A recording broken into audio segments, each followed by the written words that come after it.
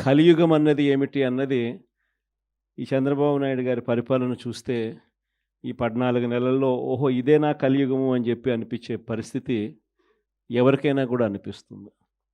ఎందుకనంటే న్యాయం లేదు, ధర్మం లేదు.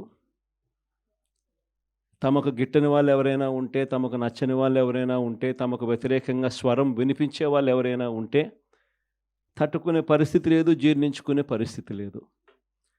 ఎలాగైనా తీసుకొని పోయి వాళ్ళని జైల్లో ఎయ్యాలి. ఎలాగైనా తీసుకొని పోయి వాళ్ళని చిత్రహింసలు పెట్టాలి. ఎలాగైనా కూడా వాళ్ళ పరువును తీయాలి అనే ఒక నీచమైన సంస్కృతి ఈరోజు మనం చూస్తూ ఉన్నాం. ఒక మనిషిని జైల్లో పెట్టడము అనంటే తన పరువును, తన ప్రతిష్టలతో ఆడుకోవడం. అవన్నీ తెలిసి కూడా